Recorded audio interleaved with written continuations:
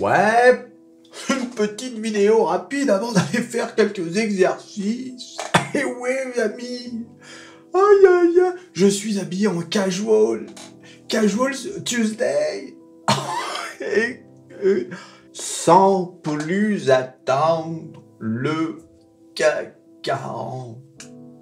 Quand je vous dis que la France n'est ni plus ni moins qu'un État américain. Un État américain avec un léger retard. Et oui, amis, regardez, regardez. La vidéo de dimanche soir où je vous disais, hein, alors bon, ça c'est le CAC 40, hein, voilà, qui a fait sa montée depuis l'année dernière, depuis le fin septembre, hein, un rebond absolument extraordinaire jusqu'à son all-time high. Regardez qu'on est venu chercher deux fois, une fois mi-février et à nouveau début mars. Et là, regardez, c'est énorme. C'est vraiment une honte.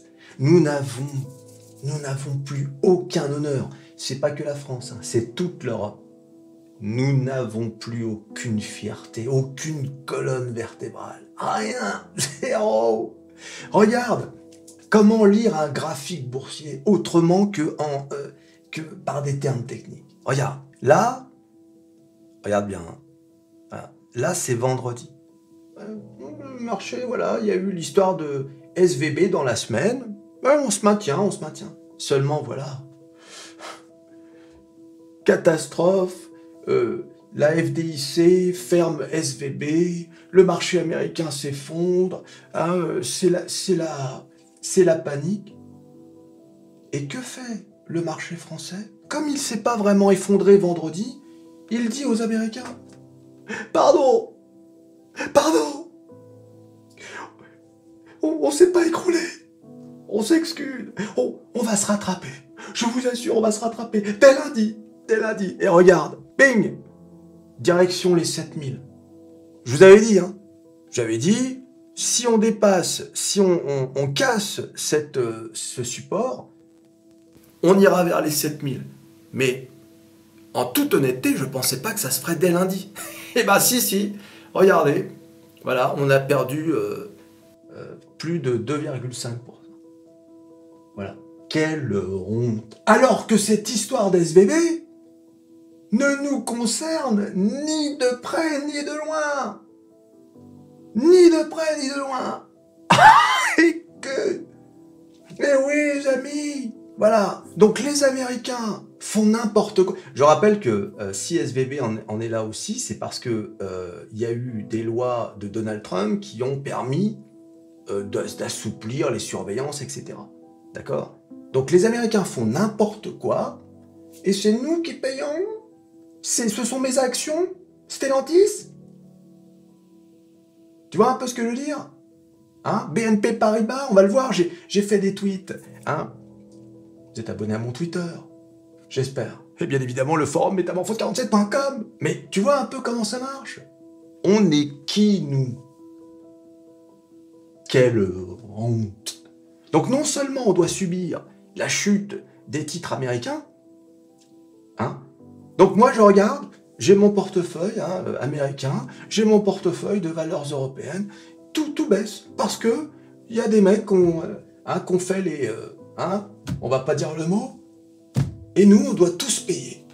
Non mais le pire, c'est que, à contre-temps, regardez, donc ça c'est le CAC 40 qui fait une chute, mais phénoménale jusqu'à 7000, vous vous rendez compte? On est revenu à 7000, mais regardez les indices américains. Ils ont commencé dans le rouge et ils ont parcouru la journée dans le vert. Bon, pour revenir finalement à pas grand-chose. Mais regardez le Nasdaq, la drama queen, qui a fini à plus 0,45. Le Nasdaq.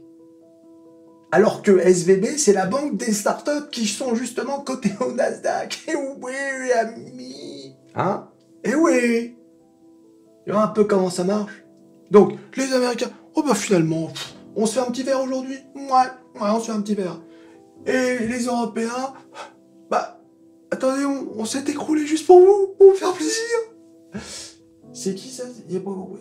Je sais pas, les Européens, la France peut-être, enfin, français, French fries, freedom fries. T'as vu un peu? Et les politiciens français, dans leur ignorance crasse et leur démagogie, qu'est-ce qu'ils te disent? La France, souveraine et indépendante, souveraine, la souveraineté de la France. Aïe, aïe, aïe. Eux aussi, il faudrait les jeter dans des puits de goudron. Vous voyez, la souveraineté de la France, montrez-leur le graphique du CAC 40. D'accord? Et ils seront là. C'est quoi ça? J'ai pas compris. C'est quoi la bougie là? C'est une bougie ça? Voilà. Quelle honte. Franchement, hein, ça fait mal. Hein. Alors pourquoi ça se reprend un peu? Pourquoi finalement tout ne s'est pas effondré comme les oiseaux de mauvaise augure? Tiens, ils sont où les oiseaux de mauvaise augure qui nous avaient annoncé Lehman Brothers 2008, tout allait s'effondrer. Ils sont où exactement? C'est incroyable hein, quand même. Hein. C'est incroyable quand même. Regardez toutes les vidéos, nana. Alors bien sûr, après ils vont dire oui, mais... les oiseaux de mauvaise augure. Aïe, aïe, aïe. Alors bien évidemment, dans ces moments de tension, de panique, d'inquiétude, qu'est-ce qui ramasse toujours hein? C'est bien évidemment l'or.